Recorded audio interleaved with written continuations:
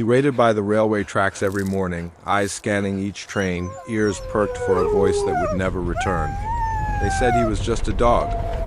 But to Shadow, loyalty wasn't a word, it was a promise. A promise to the little boy he lost. And the silent man who would unknowingly need saving just as much. This is the story of grief, healing, and a bond stronger than fate. Of how one forgotten dog and one lonely man found each other by chance, and chose to stay, not because they had to, but because love never truly leaves. It just waits. The town of Rajpur stirred to life slowly each morning, like an old man stretching his limbs after a long sleep. It was a quiet place, nestled between low hills and endless fields, with one railway line slicing through its heart like a forgotten scar. The station was modest 3 platforms, a rusted footbridge, and a tiny tea stall that always smelled of cardamom and dust. Ramesh had worked at the Rajpur railway station for over 20 years. He was the night cleaner, the one who arrived when the world was sleeping and left just as it stirred awake. He was a man of few words and fewer complaints. Life had taken its share of him, his wife had passed a decade ago, and his 2 sons lived in faraway cities, caught in the whirl of jobs, deadlines, and bills. He rarely heard from them now, but Ramesh had never let bitterness take root. He had the station. He had his broom, his radio with crackly old songs, and a quiet dignity that didn't ask for more. That morning, like every other, he arrived just before dawn. The fog hung thick in the air, coiling around the benches and platform lamps. The overhead speakers crackled, then fell silent again. Ramesh moved with practiced ease, sweeping candy wrappers, picking up newspaper scraps, and straightening benches. He paused now and then to stretch his back and sip chai from the thermos he brought with him every day. He was working on Platform 3, the farthest and least used one. When he heard it, a soft, broken sound like a whimper swallowed by the fog dot. First he thought it was the wind, but then it came again, faint, trembling, and desperate. Ramesh froze, his broom mid-air. He turned toward the sound, eyes narrowing. The noise came from beyond the edge of the platform. Near the tracks, he stepped closer, careful not to slip on the dew-slick tiles.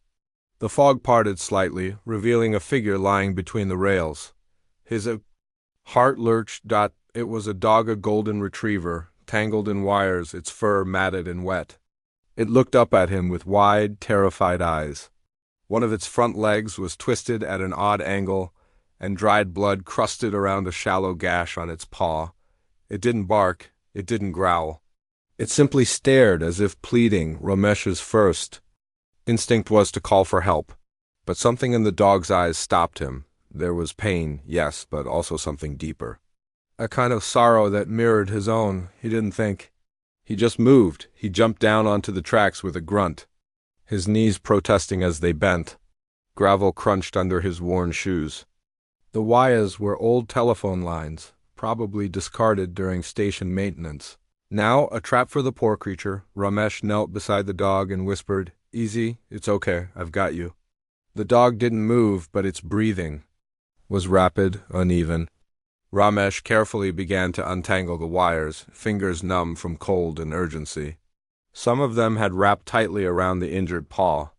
He winced as he worked, murmuring soothing words he didn't realize he still remembered. Suddenly, the low rumble of an approaching train cut through the silence. His head snapped up. A horn blasted in the distance. The morning express from Delhi. "Hey! Hey, move away from the tracks!" Someone shouted from the platform. A railway guard had spotted him. Footsteps pounded on the tiles as more people ran toward them. Ramesh's pulse thundered in his ears. He pulled harder, finally freeing the last wire. The dog whimpered but didn't resist. "Help me!" Ramesh shouted, lifting the retriever. Under its chest, a young man in a hoodie jumped down beside him without hesitation. Together, they hauled the dog onto the platform just as the train screeched into view, its horn blaring, brakes grinding against the rails. The train roared past, a blur of metal and speed. The wind it carried knocked Ramesh's cap off and sent loose papers flying. When it was gone, the world fell eerily silent. Ramesh sat on the platform floor, chest heaving, one hand still resting on the retriever's side. The dog turned its head slowly and licked his hand. The young man who had helped him patted his shoulder. That was close, Uncle. Ramesh nodded, unable to speak. A small crowd had gathered. Some clapped. Others looked on with awe. The railway guard, who had rushed over moments too late, radioed in the incident with a rare tone of admiration. Lucky dog, someone muttered, but Ramesh didn't believe in luck. He believed in presence and being there when someone needed. Without waiting to be asked as the adrenaline faded, he looked down at the dog again. It had curled slightly toward him, still trembling. And though its body was weak, its eyes were calmer now. He saw something in those eyes. Recognition. A bond. Let's get you home, Ramesh whispered. The wind was still whipping around the station.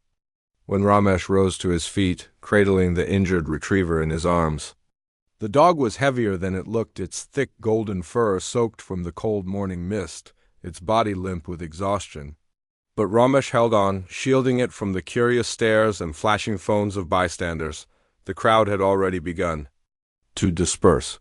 The train had continued its journey, and life at the station, as always, moved on. People resumed checking their watches, sipping their tea, and hurrying toward the next platform. Only Ramesh stayed behind, his heart still thudding with the weight of what could have happened. The young man who had helped him jumped back down onto the tracks to retrieve the old broom Ramesh had dropped. "Here you go, Uncle," he said, handing it back. "You okay?" Ramesh nodded but didn't speak. He was focused entirely on the dog in his arms. The retriever lifted its head weakly and looked up at him. There was no panic in its gaze now, just a quiet, heartbreaking stillness. It didn't whimper anymore. It simply trusted him, as though it knew Ramesh was the one person who wouldn't walk away.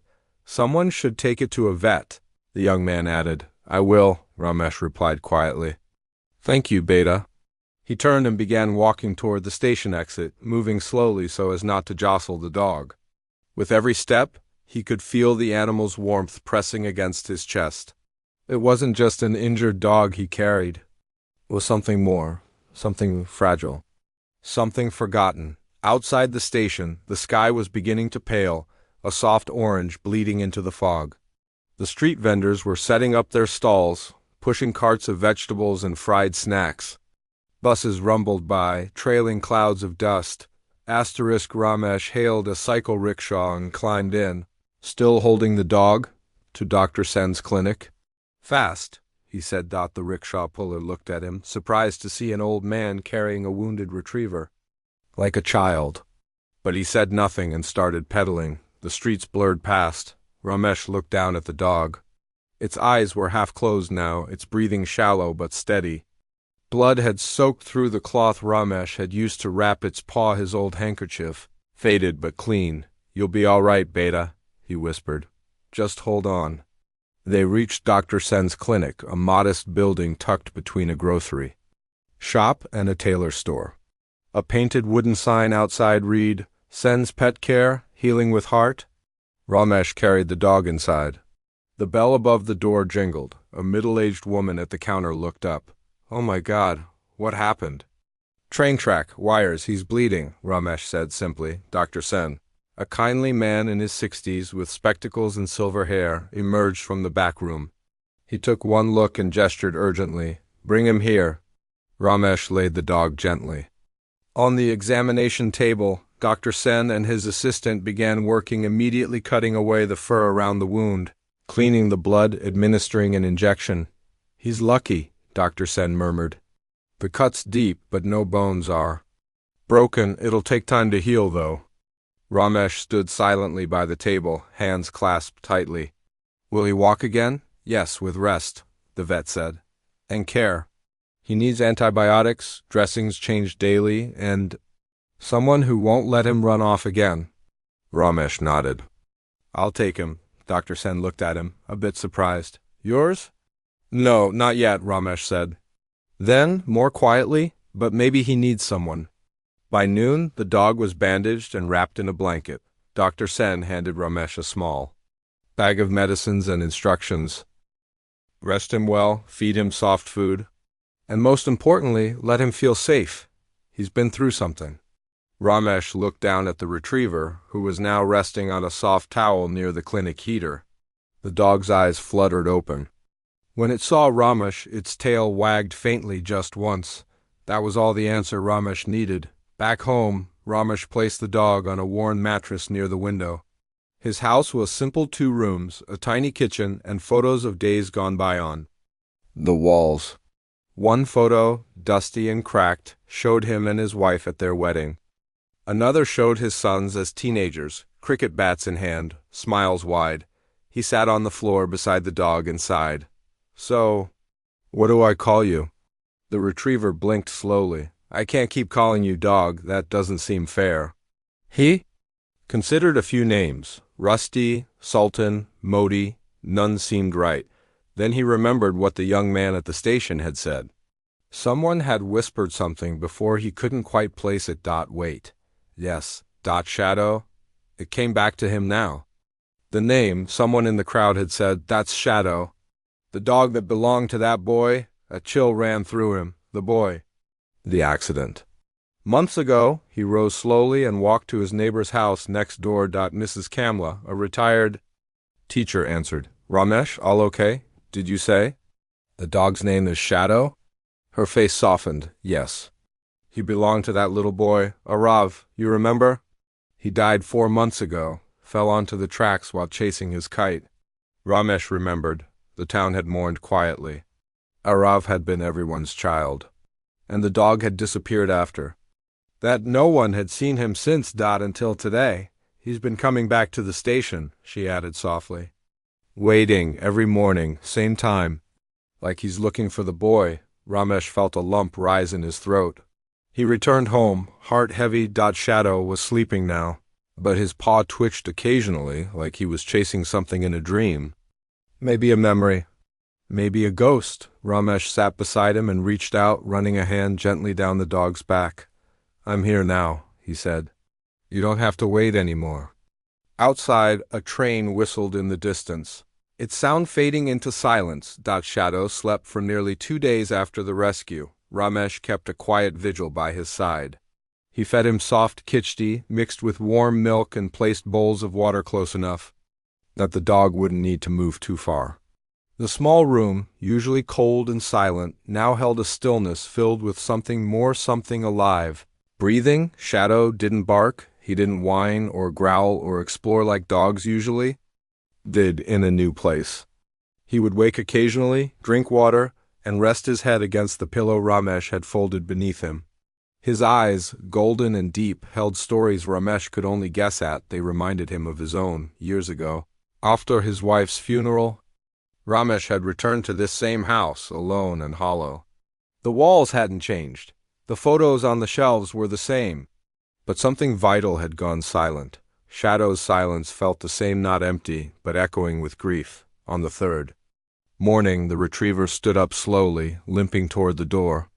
Ramesh watched from the kitchen. "Where are you off to now?" he asked softly. Shadow sat in front of the closed door, staring at it. Waiting, Ramesh wiped his hands and walked over. He opened the door, unsure what would happen. Would the dog run off again? Would he vanish into the fog like last time?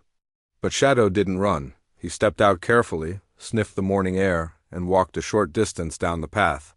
Then he stopped, turned, and looked back, waiting for Ramesh. That was how it began. Each morning at 7 a.m., Shadow would walk to the edge of the street where the town met the station road. He would sit facing the direction of the tracks, head slightly tilted, ears perked, watching, listening. Ramesh would sit with him on the bench near the old banyan tree. He brought a newspaper he rarely read and a flask of chai he barely drank. Mostly he watched Shadow. Sometimes children passed by and waved. "That's the dog from the rescue, nah?" They'd whisper, "The one who almost got hit by the train." But most of the town knew the fuller story. Older shopkeepers, the postman, even the rickshaw pullers. They remembered Arav, a boy who used to fly his red kite every morning before school. A boy who never came home one day. And they remembered Shadow, faithful, brave, forever waiting. That afternoon, Ramesh went to visit Arav's mother, Mira. She lived in a modest home just a few streets from the station. The grief on her face had softened over the months. But her eyes still carried weight. She invited Ramesh in, and he sat quietly for a while before saying anything. "I found him," he said. "Who?" she asked. "Shadow." Her breath caught.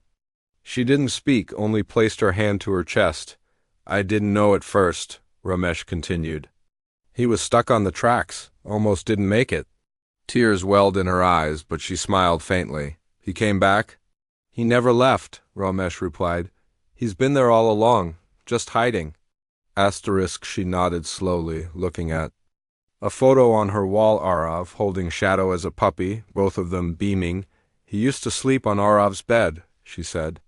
After the accident, he sat by the door for days. Then one day he left.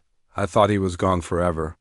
Ramesh looked down. "He was looking for Arav, still is maybe." She nodded. "They were never apart. Not once. I think he believed Arav would come back on the morning train."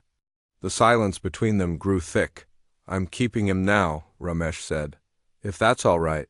She reached out and touched his hand. "It's more than all right. Think."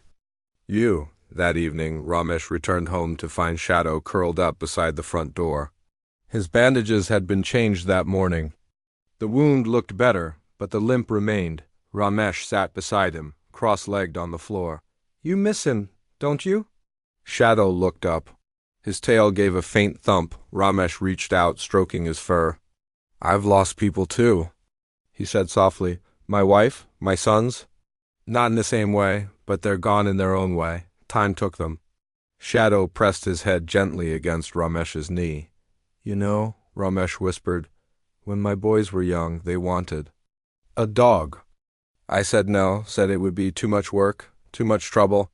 He smiled, a little sadly. "Turns out I was the one missing out." Shadow's breathing slowed. His eyes closed. That night, for the first time, Shadow slept not on the floor, but at the foot of Ramesh's bed. The next few weeks passed in gentle routine. Shadow grew stronger. His limp lessened, and he began eating better. Occasionally, he'd even wag his tail when Ramesh returned from work. Still, the mornings remained sacred. Each day at 7:15, the time of Arav's train, Shadow would sit facing the tracks, ears alert, as if listening for a familiar laugh, a young boy's footsteps, or the flutter of a red kite in the sky. Ramesh never tried to stop him, because love doesn't vanish, it waits. Sometimes quietly, sometimes forever. And though Shadow couldn't say it, Ramesh understood. The dog hadn't just lost a boy. He had lost his world. The morning mist was lighter now. Summer was quietly arriving in Rajpur, softening the sharp edges of dawn and warming the cracked walls of homes and stations alike. The dew still clung to the grass, but the air no longer bit at the skin for Ramesh and Shadow. Each day began the same. At 6:45 a.m., Shadow would rise slowly, stretch his front legs, and limp gently to the door. Ramesh, already awake, would pour hot chai into 2 mismatched mugs, one for him, and 1 shallow saucer for Shadow, who had developed a curious taste for it. They would walk the half-kilometer to the old bench near the station wall. Ramesh carried a folded newspaper he no longer read. Shadow carried only his memories. By now, they were no longer a curiosity to the locals, they were part of the morning landscape. Shopkeepers nodded at them. Children stopped to scratch Shadow behind the ears. The fruit seller across the street would sometimes toss an apple their way. "He's looking better." "Ramesh buy?" the tea vendor said one morning. Bit of sparkle in his eyes now. Ramesh smiled. "Yes, he's coming back to life." But healing wasn't just about flesh and bone. It was about trust. About learning to live again. At home, Shadow had started exploring tentatively at first, sniffing the corners of rooms, pawing at closed doors. He discovered a box of old toys in the storeroom, broken plastic cars, marbles, and a rubber ball that once belonged to Ramesh's sons. Ramesh found Shadow lying with the ball one evening, paws wrapped around it like a memory. "You're full of ghosts, aren't you?" Ramesh murmured, watching him. "Same as me." He started talking more to the dog, to himself, to the silence in the house. It felt less strange now. Some evenings he played old Hindi songs on the radio, humming along as he cooked simple meals. Shadow would rest nearby, tail thumping too. The beat of the music. One night, as rain pattered gently on the tin roof, Ramesh poured half his dinner into a second plate and placed it on the floor beside him. Shadow looked up, surprised. But he patted over and began to eat. Side by side with the man who had saved him, something had shifted, not in one moment, but in hundreds of small ones. A week later, the station manager, a stout, mustachioed man named Mr. Verma, approached. "Ramesh at work. I heard you've adopted the railway dog," he said with a smirk. "I didn't adopt him," Ramesh replied, sweeping the corner of platform 1. "He adopted me," Verma chuckled. "Well, people are asking about him. Children want to take photos. A few NGOs are even calling him a hero." Ramesh frowned slightly. "He doesn't want fame." "No," Verma said thoughtfully, "but maybe he wants to matter again." That night, Ramesh sat beside Shadow on their bench and said, "What would you think about coming with me to the station in the evenings, just for a while? No trains, no crowds, just the two of us." Shadow tilted his head. The next day, Ramesh brought a spare towel and made a little corner for Shadow behind the waiting room on platform 2. No one complained. In fact, several staff members brought biscuits and boiled eggs to offer. Even Mr. Verma left out a water bowl by the staircase. Shadow didn't bark. He didn't wander far. But he watched quietly, intently, as trains came and went.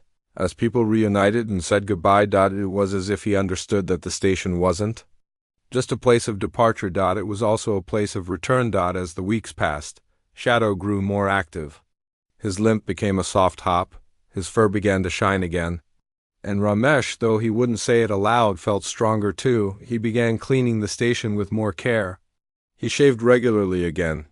One morning, he even bought a new kurta from the Sunday market, startling the vendor who hadn't seen him wear anything but faded shirts in years. "You look smart, uncle," a young tea seller joked. Ramesh smiled shyly. "My dog told me to try something new." At home, laughter returned. Not loud, but warm. Ramesh would throw the old rubber ball across the living room, and Shadow would chase after it, not fast, but joyfully. There were lazy naps by the open window, shared snacks on the porch, and quiet nights filled with soft breathing and the creak of old memories settling into new places. One afternoon, Mira Arov's mother visited. She brought a photo frame. Inside was a picture of Arov and Shadow at the station, the red kite flying behind them. She handed it to Ramesh without words. Shadow saw her, froze, then walked slowly over. He rested his head gently against her leg. Mira knelt, burying her fingers in his fur. "He waited," she whispered. All this time he waited. Ramesh placed the photo on the wall beside his family's pictures. That evening he sat with Shadow under it. "You don't have to wait anymore," he said. "But if you still want to, I'll wait with you." Some nights Ramesh thought about what would happen in the years to come. Shadow was getting older, and so was he. Time moved on, even when hearts tried to pause, but for now they had each other, not perfect, not whole, but healing together. It had been 4 months since the morning Ramesh found Shadow on the railway tracks, tangled and bleeding. Now, as the sun climbed gently over the hills of Rajpur, casting golden light across the quiet town, Ramesh stood by his gate and watched Shadow, stronger, steadier, trotting ahead with a slow but certain grace. The retriever no longer limped badly. His wounds had healed, though his pace remained deliberate. He was older now, perhaps in body more than spirit, but he had found a new rhythm to life, one that matched Ramesh's own. Each morning, just before 7:15, the two of them walked to the same bench near the tracks. It had become their sanctuary. They didn't need words there. The silence spoke for them. Some days, Shadow would watch the Delhi Express pass with his ears perked, eyes scanning the crowd. Other days he simply lay down and let his head rest on Ramesh's foot. Ramesh understood. Shadow wasn't waiting for Arov anymore. He was remembering. The town had come to embrace the pair. Ramesh and Shadow were no longer just a man and a dog. They were something more, something enduring. A small group of children from the nearby school began stopping by the bench before class, offering treats and gently petting Shadow's head. He welcomed them with calm patience, tail wagging softly. An NGO had even approached the station manager about filming a short documentary on the railway dog of Rajpur. Ramesh declined politely. "This story doesn't need a camera," he said. "It's already written in the tracks." One evening, after a quiet day, Ramesh found himself rummaging through a dusty old trunk in his house. Inside were letters his wife's, his son's, old station records, and a few yellowed photos of his younger days. At the bottom lay something unexpected. A kite, red, frayed, torn at one corner. He stared at it for a long time. It must have been left behind after Arav's accident, tangled on the station fence. Perhaps picked up and placed there by a kind soul who didn't know what else to do with it. Ramesh brought it out and laid it on the bench the next morning. When Shadow saw it, he approached slowly, sniffed it, and then sat beside it.